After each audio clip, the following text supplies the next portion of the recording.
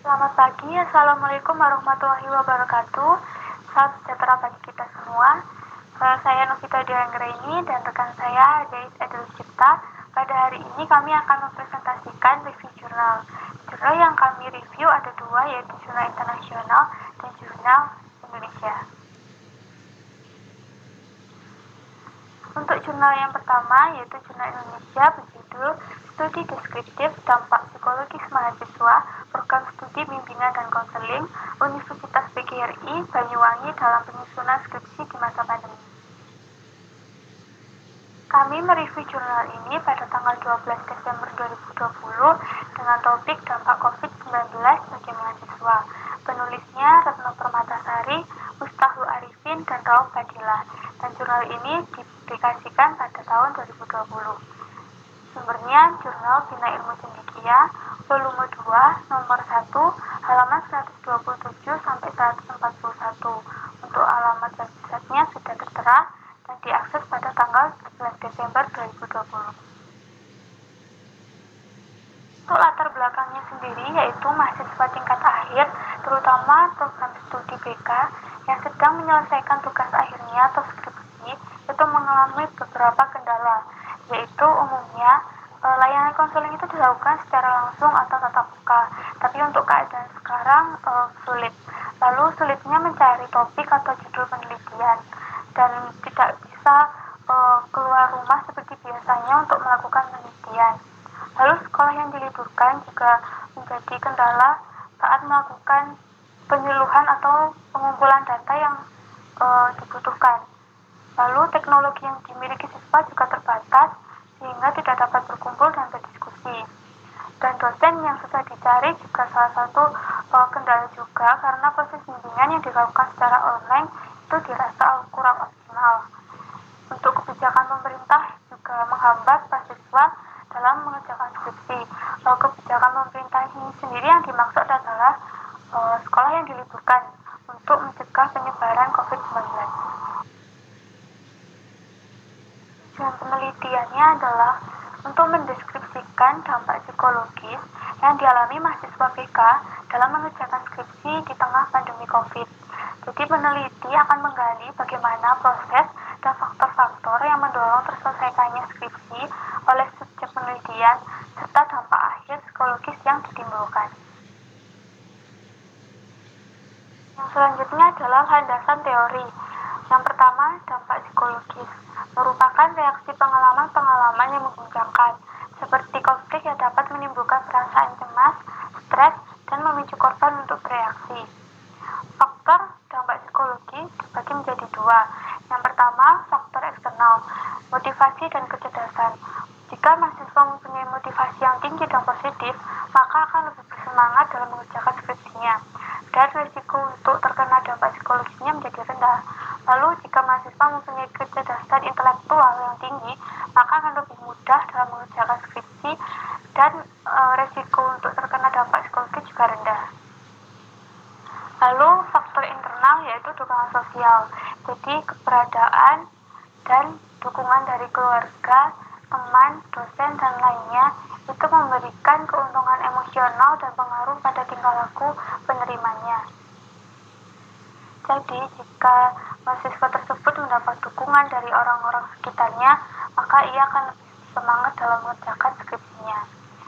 Selanjutnya yaitu motivasi mahasiswa.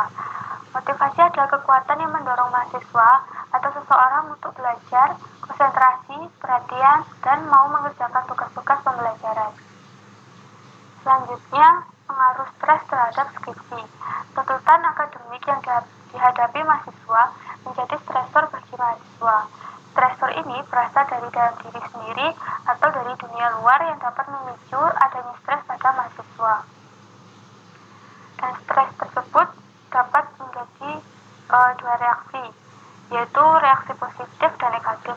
Jika positif, mahasiswa akan lebih bersemangat, lalu lebih punya rasa ingin tahu terhadap penelitiannya, mencari data dan referensi, lalu lebih rajin bimbingan.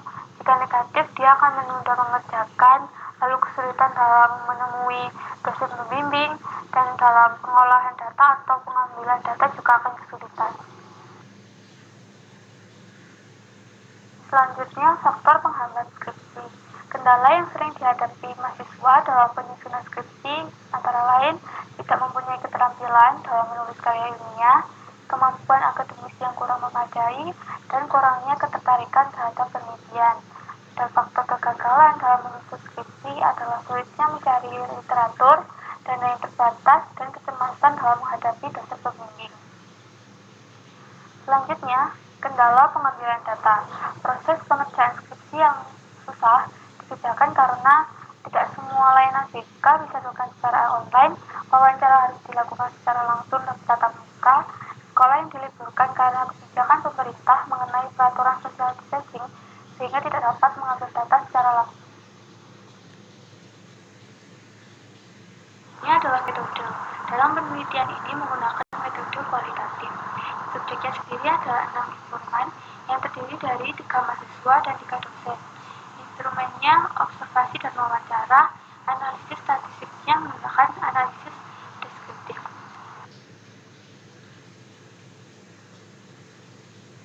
Hasil penelitian.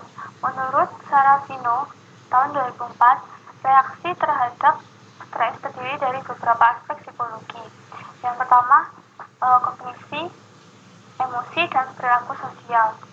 Berdasarkan hasil wawancara subjek mahasiswa yang dilakukan, maka dapat terlihat gambaran stres. Yang pertama, dalam aspek kognisinya, melemahnya ingatan atau perhatian dalam aktivitas kognitif. Lalu aspek emosinya, tampak seperti rasa takut, fobia, kecemasan, depresi, perasaan sedih dan marah. Dan aspek perilaku sosialnya tidak terlalu menandakan adanya dampak yang buruk, karena hubungan antara mahasiswa dengan mahasiswa lainnya dan dosen terjalin dengan baik. Hal tersebut membuktikan bahwa keseluruhan subjek mengalami stres. Hal ini dibuktikan dengan gejala-gejala yang tampak seperti rasa percaya diri yang rendah, konsentrasi yang menurun, merasakan kejenuhan, kurangnya rasa bersemangat, dan motivasi menurun. Dampak stres yang dialami subjek itu lebih disebabkan oleh hambatan karena social distancing akibat COVID-19. Dan hal tersebut merupakan alasan bersifat pribadi atau personal stressor. Jadi, hasil dalam penelitian ini yang mengungkapkan bahwa subjek memiliki hasrat dan keinginan untuk berhasil menyelesaikan skripsinya. Hanya saja, memang terdapat beberapa kendala yang memunculkan dampak psikologis pada subjek penelitian.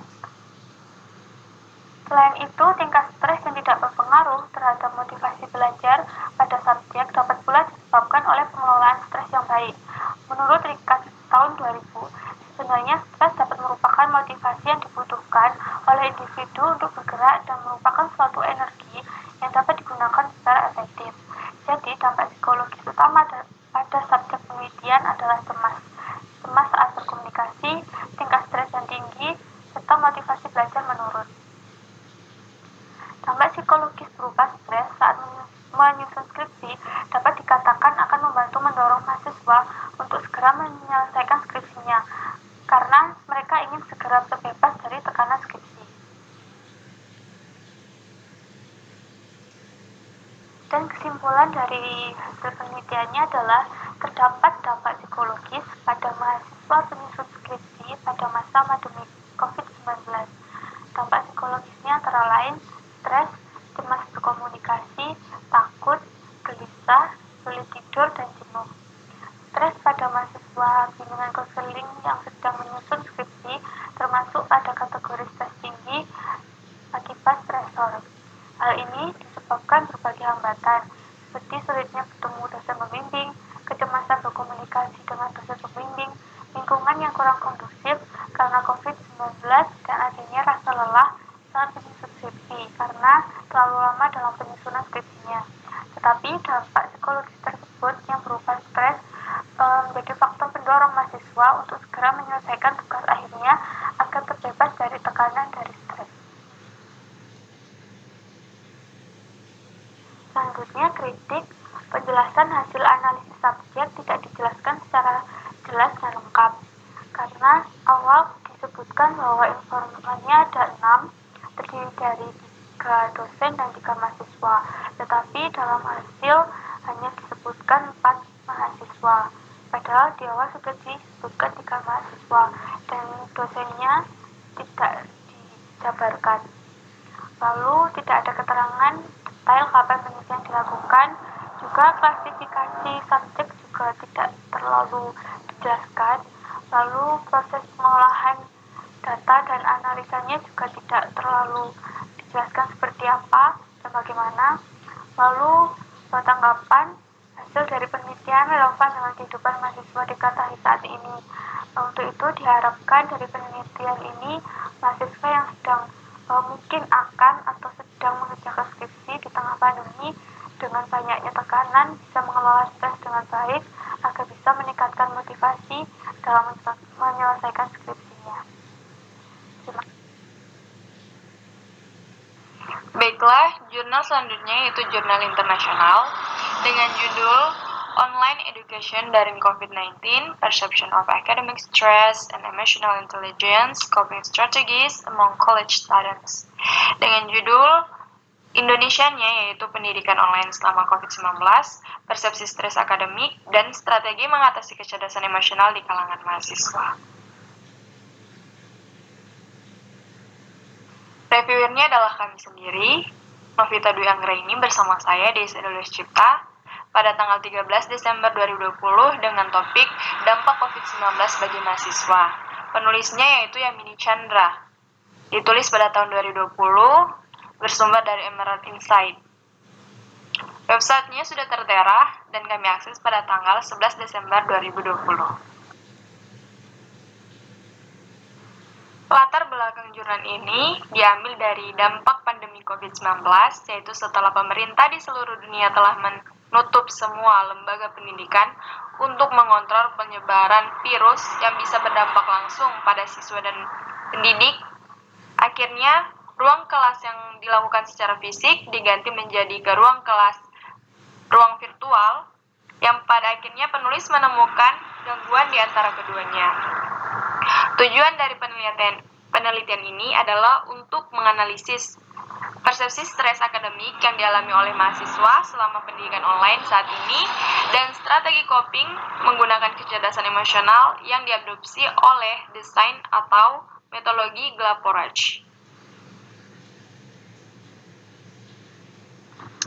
Landasan teori dalam jurnal ini ada 3. Yang pertama yaitu stres akademik.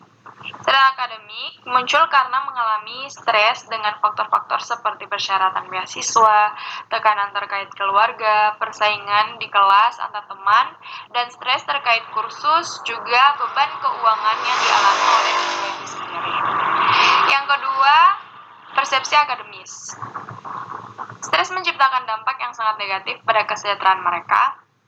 Keputusan mereka untuk memilih karir pilihan, kesulitan tidur, keluhan psikomatis, mengkhawatirkan masa depan, komorbiditas kondisi seperti kecemasan dan depresi, ketidakmampuan untuk mengelola beban kerja, kursus, dan lain sebagainya.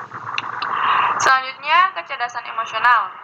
Kecerdasan emosional sendiri yaitu pemahaman tentang emosi diri, membantu diri sendiri untuk mengarahkan reaksi emosional dan memberikan label pengalaman yang berbeda pada emosi tertentu, dan membantu orang lain untuk memahami dan menyalurkan emosi mereka.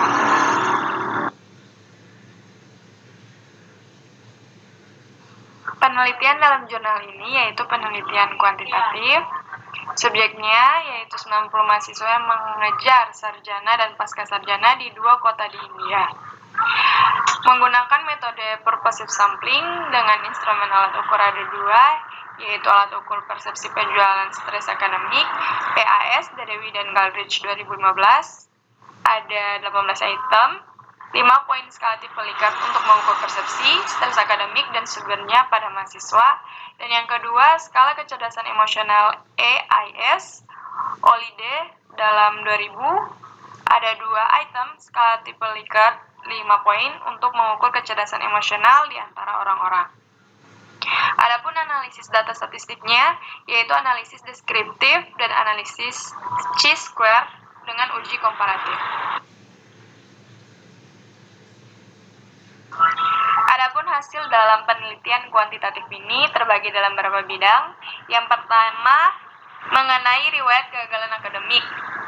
Telah diketahui 85,1% mahasiswa menanggapi dengan tidak pernah mengalami kegagalan akademik, dan 14,9% telah mengalami gagal secara akademis lebih dari sekali. Selanjutnya yang kedua, mengenai kepuasan dengan lingkungan pembelajaran online, telah diketahui 58,5% mahasiswa telah menanggapi dengan ketidakpuasan mereka terhadap lingkungan pembelajaran online. Juga 41,5% mahasiswa telah menanggapi kepuasan mereka dengan lingkungan belajar online saat ini. Yang ketiga, pengaruh dan perbedaan riwayat kegagalan akademik mengenai tidak pernah gagal atau gagal lebih dari satu kali pada genre mahasiswa laki-laki dan perempuan. Diterima hasil bahwa telah teramati secara keseluruhan mahasiswa melaporkan nilai tinggi senilai 107,3 untuk faktor gagal lebih dari satu kali dibandingkan mahasiswi 135,2. Selanjutnya yang keempat, mengenai hasil analisis C-square pada jenis kelamin pria dan wanita yang mengejar pendidikan saat ini pada skala PAS, telah mengetahui sehubungan dengan stres, tidak ada perbedaan yang signifikan yang diamati antara mahasiswa yang mengejar sarjana dan pasca sarjana. Yang kelima, mengenai hasil analisis C-square pada jenis kelamin pria dan wanita yang mengejar pendidikan saat ini tergolong yang mengejar sarjana dan yang sedang mengejar pasca sarjana menggunakan skala EIS. Telah diketahui dari kelompok yang belum lulus, mahasiswi memiliki nilai yang tinggi senilai 132 dibandingkan dengan mahasiswa 101, sedangkan kelompok yang mengejar pasca sarjana menunjukkan pengamatan yang sama, bahkan mahasiswi memiliki nilai yang lebih tinggi 7,17 dibandingkan dengan mahasiswa 5,48. Hasil kesimpulan penelitian ini, dalam masa COVID-19, mahasiswa di seluruh dunia mengalami stres yang timbul dari banyak aspek akademis maupun non-akademis, seperti faktor lingkungan, sosial budaya, dan psikologi. Stres muncul dalam cara untuk bekerja lebih baik daripada teman sebaya, untuk memenuhi harapan orang tua, guru, agar mendapatkan nilai yang lebih baik, nilai yang akan membantu untuk mendapatkan pekerjaan impian. Usaha yang dikerahkan itu memberikan tekanan berat pada mahasiswa sehingga menambah perasaan lelah yang timbul dari stres akademik. Sementara perkembangan emosional dimulai sejak masa kanak-kanak dan itu mempengaruhi anak-anak dalam banyak hal, mengembangkan konsep ego dan emosinya, juga dalam perkembangan sosialnya. Sehingga teramati bahwa mengajari anak-anak kita untuk mengembangkan kecerdasan emosionalnya mampu mengurangi ledakan emosi negatif yang tidak terduga dan mampu mengalihkannya ke dalam kegiatan yang berbeda secara sadar ataupun tidak sadar, yang mana merupakan strategi coping yang telah diterapkan oleh mahasiswa saat ini.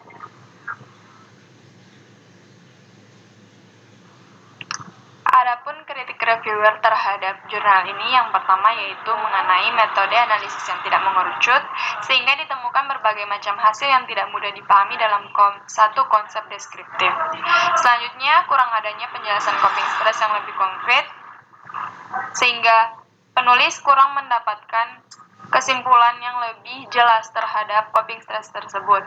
Dan yang ketiga, adapun jurnal ini tidak terdapat informasi perihal nomor, volume, maupun letak halaman pada website yang kita akses. Selanjutnya, tanggapan reviewer terhadap jurnal ini. Jurnal penelitian ini cukup baik, memicu adanya proses kognisi dalam pemecahan masalah diri mengenai belajar mandiri dan pengelolaan emosi mandiri, terutama mengenai coping stress, di mana dengan adanya masalah dan psikis seseorang cenderung menutup kemungkinan memproses informasi dengan baik, sehingga para akademisi kurang akan memahami informasi yang telah didapatkan dalam menimba ilmu. Selanjutnya, kami lampirkan daftar pusaka dari kedua jurnal yang telah kami review. Kami ucapkan banyak terima kasih. Wassalamualaikum warahmatullahi wabarakatuh. Shalom.